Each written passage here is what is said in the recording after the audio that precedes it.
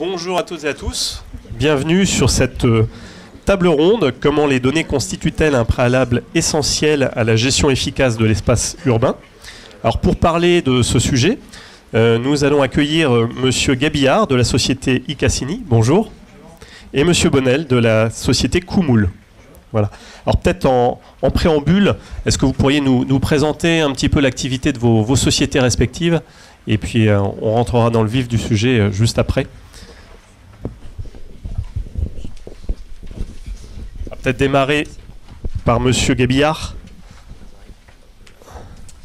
Bonjour, donc Cédric Gabillard, moi je suis commercial pour la société Icassini. On propose une solution web qui permet de stocker de l'information géographique et d'accumuler les différents types de données qui concernent tout ce qui est SIG.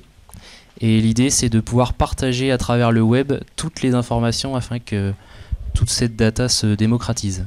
Alors peut-être un petit détail, le SIG, si vous pouvez détailler, préciser. SIG, c'est des systèmes d'information géographiques. Donc ça va être toutes les informations qui concernent le réseau, toute la cartographie et les données qui peuvent être 3D, par exemple du nuage de points, des images raster et les choses comme ça. C'est un peu technique, mais ça concerne tout ce qui est service public. On s'adresse aux gestionnaires de réseau, éventuellement aux architectes et aux géomètres, par exemple. Voilà. Merci. Et Monsieur Bonnel?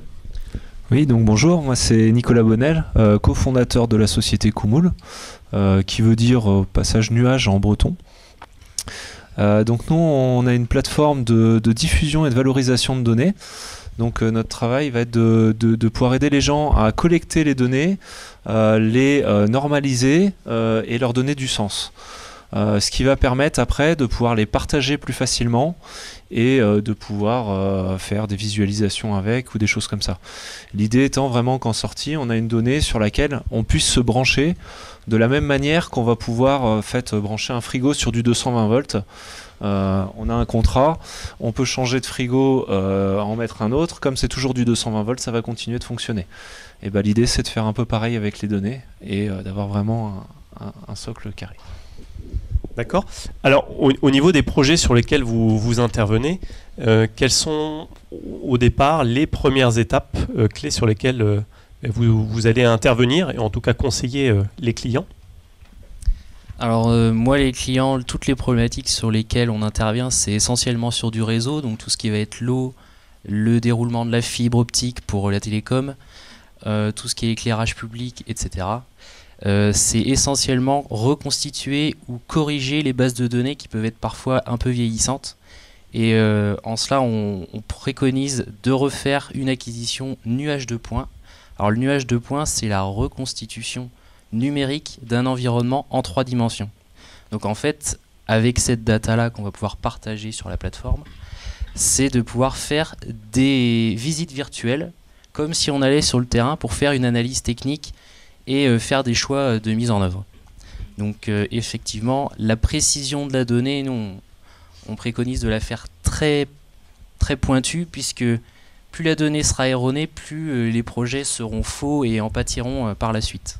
Donc on ne préconise pas de faire de l'économie sur de la base de données qui va être en fait la base de tous les calculs et de toutes les analyses pour la constitution d'un projet. Est-ce que vous pourriez peut-être nous détailler un exemple de projet sur lequel vous avez travaillé? Alors on a fait des projets par exemple sur le déroulement de la fibre sur un secteur dont je ne pourrais pas forcément vous donner la région, mais en fait l'idée c'était de reconstituer une base de données, comme je disais, avec un nuage de points pour pouvoir recréer une couche d'informations. Donc c'était pour tout ce qui était les poteaux sur lesquels allait s'appuyer la fibre. Donc aujourd'hui il y a besoin de connaître la position de chacun de ces poteaux, et avec le nuage de points on vient identifier tous les poteaux. Et en fait, en créant le nuage de points, on s'est vite aperçu que la base de données qui constituait toute l'information avait déjà des erreurs assez conséquentes. Et donc en superposant leurs vecteurs, on a pu corriger l'information et la recaler en X, Y et en Z sur la bonne précision. Donc dans un premier temps, on a corrigé la data d'origine, créé la nouvelle information pour laquelle on intervenait au départ, Et ensuite, après, le use case, le cas d'usage intéressant, c'est de pouvoir faire le suivi du chantier en continuant d'ajouter de l'information et en mettant à jour cette donnée nuage de points 3D. Avec des vidéos de smartphone aujourd'hui, on peut convertir la vidéo en 3D et la restituer comme pour faire une visite virtuelle. D'accord. Et chez Kumul, vous, les premières étapes souvent des projets sur lesquels vous travaillez? Alors, en gros, ça va se passer en plusieurs étapes quand on va vouloir partager la donnée. Déjà, faire un bilan du patrimoine de données qu'on a. Donc, une première étape, c'est déjà de faire une cartographie des données pour recenser un peu les données, où est-ce qu'elles sont, dans quel format et comment elles sont utilisées. À partir de là, on va avoir une étape de ce qu'on appelle sémantisation. Donc, on va essayer de donner du sens aux métiers pour pouvoir aux données, pour pouvoir les comprendre un peu mieux. Donc, ça va permettre de pouvoir mutualiser les données, de pas avoir de duplication, de choses comme ça. Peut-être un exemple aussi. Un exemple, ça sera peut-être plus parlant. Donc, par exemple, dans les services d'une ville, on peut il y avait une question qui se posait quels sont tous les bâtiments de la ville? Et en fait, il y a différents services qui gèrent des bâtiments, et ces services ne les appellent pas forcément pareil. Au niveau de la culture, on peut parler d'un musée. Au niveau des travaux, on va parler d'ouvrages, etc.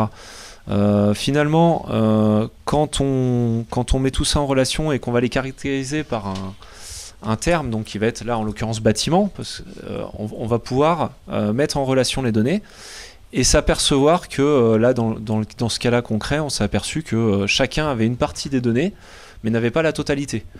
Donc le fait de pouvoir savoir qu'on parle de la même chose va permettre de le mettre en commun pour déjà ne saisir l'information qu'une seule fois, donc ce qui va améliorer sa qualité, ce qui va permettre de la faire mieux circuler, etc.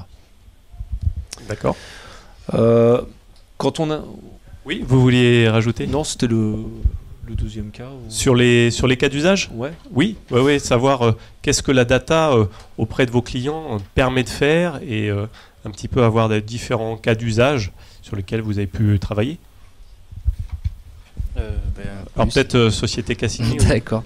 Les cas d'usage, moi c'est ce que tout à l'heure je donnais, c'est en fait acquérir de la donnée, corriger l'information géographique qui parfois se trouve dans des classes de précision différentes, donc tout ramener dans une même classe de précision et la plus fine possible, pouvoir faire des suivis de chantier à travers les vidéos que prennent les chefs de chantier par exemple pour des tranchées qui sont ouvertes, on remplace le réseau, on filme et en fait ça permet de faire un récollement 3D pour pouvoir savoir ce qui a été réalisé sur le terrain, et ça permet aussi de mettre à jour l'information, et donc ça de façon très simple, c'est déjà possible aujourd'hui, et nous ce qu'on veut c'est démocratiser cette technologie qui offre vraiment des champs d'application très, très larges. Alors, en termes de précision, vous arrivez à avoir des précisions de l'ordre de quoi? Du millimètre, du centimètre? Aujourd'hui, nous, on utilise des systèmes qui sont embarqués sur des voitures, des sacs à dos ou même sur trépied. Tout ce qui est sur trépied, c'est des systèmes fixes, donc on va arriver au centimètre près. Tout ce qui est dynamique, donc sur un sac à dos, sur une voiture, un avion ou autre, on va plus être de l'ordre de la précision d'un GPS, donc c'est 5 cm au maximum. Donc on peut arriver sous les 5 cm, et 5 cm, nous, c'est ce qu'on préconise. Plus la donnée sera fine, plus on pourra avoir de cas d'usage dessus, et plus elle sera intéressante et pertinente, quoi. D'accord. Et vous, chez Kumul? Donc la première partie, c'est donc au niveau de la maîtrise des données, on va pouvoir déjà mutualiser en fait les données dans des référentiels, donc pour faire baisser les coûts, pour développer ce que je disais. À partir du moment où la donnée va être bien normalisée, on va dire contractualisée, on va pouvoir la partager.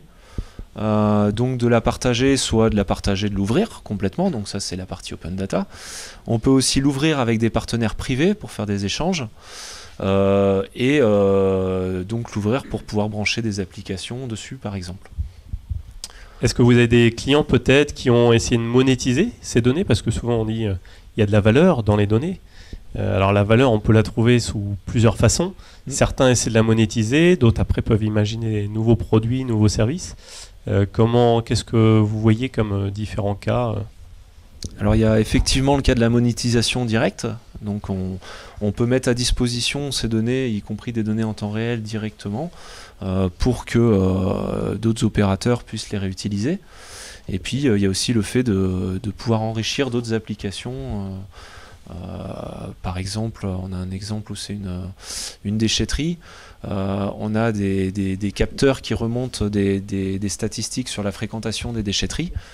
Et en fait, à partir du moment où la donnée va être en bonne forme, on va pouvoir quasiment brancher directement une application dessus. Donc l'application de l'agglomération qui va pouvoir aller chercher l'information pour que les usagers finaux, les citoyens, puissent savoir si les déchetteries sont occupées ou pas, si c'est le bon moment pour y aller. Donc là, on est sur un cas où on va imaginer, on va pouvoir créer un nouveau service, c'est ça pour les habitants? Alors, soit la création de nouveaux services et l'amélioration ou l'enrichissement de services existants aussi. Il y a vraiment les deux cas. D'accord. Et donc en préparant cette table ronde, on parlait également de gouvernance des données. Est-ce que c'est des sujets sur lesquels peut-être Cassini aussi vous travaillez en amont, puisqu'il y a récolter les données, mais c'est après comment on les organise. La restitution, quoi. Oui, c'est vrai qu'aujourd'hui, nous, on est obligé de faire l'acquisition de la donnée pour prouver un peu de quelle manière l'exploiter, puisque Cassini n'a pas vocation à faire forcément que de l'acquisition. Nous, on propose un service sur le web pour la restitution de la data, mais effectivement, aujourd'hui, les outils ne sont pas forcément accessibles à tout le monde et aussi simple que ça à utiliser. Et donc c'est en ça que l'application démocratise l'usage, c'est que c'est très facile de se déplacer dans la plateforme, etc. Et l'idée c'est de vraiment y avoir accès partout, depuis n'importe quel terminal, quoi. Pas uniquement sur le PC qui est au bureau et partagé qu'avec les utilisateurs en interne. Ça peut être vraiment de partager avec d'autres entreprises qui vont avoir besoin ponctuellement d'une information pour une problématique liée à leur métier. Et l'idée, c'est ça, c'est la mise en relation de tous les intervenants sur une même donnée stockée à un endroit physique unique. D'accord. Et ça, donc après, il y a un client central qui, lui, va donner les autorisations pour gérer les... Alors, soit c'est un utilisateur qui détient toute l'information. Nous, ce qu'on préfère, c'est se dire que chacun apporte aussi la pierre à l'édifice et vient enrichir l'information par rapport à son métier. Et donc, c'est en accumulant toutes ces datas qu'on enrichit la base et qu'on diversifie l'usage. D'accord. Et vous, chez Kumul, vous avez aussi ces sujets de gouvernance qui sont importants? Alors c'est des sujets importants parce que on parle toujours de l'augmentation du volume des données, mais il ne faut pas oublier qu'il y a aussi le nombre de sources de données qui explose en fait, avec notamment tout ce qui est IoT, et que en plus de gérer la masse de données en elle-même, il faut aussi pouvoir gérer la masse de métadonnées qui est générée. Donc les métadonnées, c'est les données sur les données. C'est un peu pour chaque type de données, ses caractéristiques, etc. Et on est obligé en fait de s'outiller pour pouvoir suivre cette explosion de quantité d'informations. Donc là, on a des processus qui permettent d'automatiser ça, d'essayer de faire des analyses pour sortir de la connaissance et pouvoir mettre du sens sur ces données. Vous arrivez aussi à cartographier. En fait, c'est aussi une de vos valeurs ajoutées, c'est comment de la donnée un peu brute, on va réussir à lui donner un sens sous forme de graphe, sous forme de peut-être carte. C'est ça. C'est par exemple, avec certains, quand on a réussi à mettre le doigt sur certains concepts, on a identifié par exemple qu'on avait des latitudes ou des longitudes. C'est de la donnée qu'on va pouvoir représenter sur une carte. Si on a de la donnée numérique, bien sûr, on va pouvoir faire des graphes, etc. Et ce qui va être intéressant dans les représentations après, c'est comment on va pouvoir croiser les données entre elles. À partir du moment où on va savoir que deux types de données différentes parlent de la même chose, on va pouvoir les relier entre elles avoir des nouveaux modes de représentation, etc. On a par exemple des données sur des parcelles cadastrales, donc des équipes qui peuvent faire de l'entretien de parcelles cadastrales, par exemple les espaces verts d'une ville, comment sont traités, comment sont entretenus ces espaces verts, est-ce qu'il y a des pesticides, est-ce qu'il n'y en a pas, et on a une liste qui est maintenue avec un fichier Excel tout simplement, avec des codes de parcelles. Mais à partir du moment où on a compris qu'on avait un code de parcelle, on va pouvoir faire une jointure avec les données du cadastre pour enrichir la donnée et pouvoir projeter ces données qui à la base étaient tabulaires dans une carte et pouvoir directement visualiser les parcelles en question. Voilà.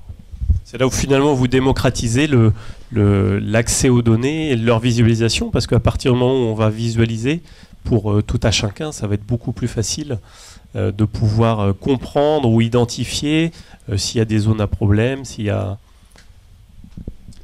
C'est sûr que pour nous, c'est quelque chose qui doit être visuel. C'est un sujet qui est tellement complexe que si on n'arrive pas à se faire des représentations concrètes, c'est compliqué d'avancer vers la finalité. Il ne faut pas oublier que la data, ça reste un sujet d'expert, mais que en fait, dans notre société numérique, tout est data, mais qu'à la fin, il y a les utilisateurs finaux qu'il faut atteindre, d'où des moyens de représentation adaptés. Alors, je vois qu'il nous reste 4 minutes. Sur les projets que vous avez auxquels vous avez pu participer, quels seraient selon vous les 2-3 points clés majeurs à surveiller pour qu'un projet de Smart City se déroule bien? Qu'est-ce que vous pourriez partager de vos expériences? C'est avoir une base de données solide sur laquelle on puisse s'appuyer, hein, donc toujours dans la précision. Après, ça va être tout un workflow sur lequel on va pouvoir maîtriser la donnée, donc des calculs toujours qui s'appuient sur la donnée précise. Si on a une base de données erronée, le projet en vient toujours à se déformer par rapport au projet initial, quoi. Donc moi je prône un peu la data nuage de points qui permet d'avoir une donnée précise, une donnée exhaustive. C'est une donnée qui coûte pas cher à produire par rapport aux méthodes traditionnelles actuelles, et c'est aussi une donnée qui peut être enrichie aux besoins. Donc on crée une base d'informations complète sur laquelle on vient enrichir la donnée. Et donc il y a des audits, comment ça se déroule? C'est faire un audit des données, aller vérifier quelques points au hasard et vérifier si effectivement c'est bon, pas bon? C'est identifier les éléments dans un nuage de points.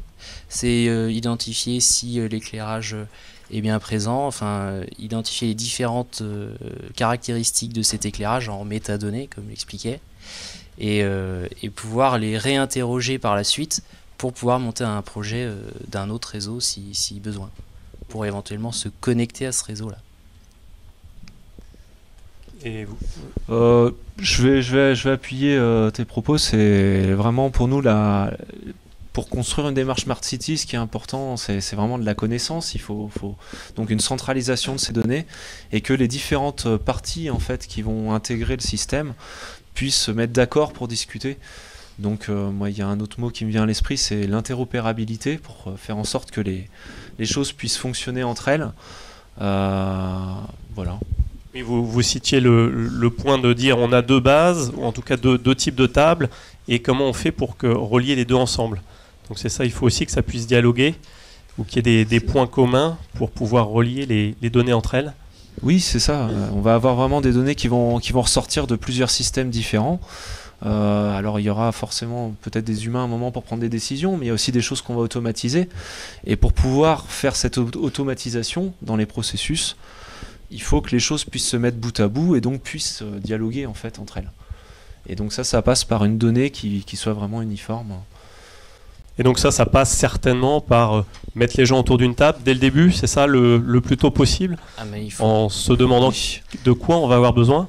C'est ça, l'idée c'est de répondre à un besoin commun avec une donnée qui sera de plusieurs provenances, hein.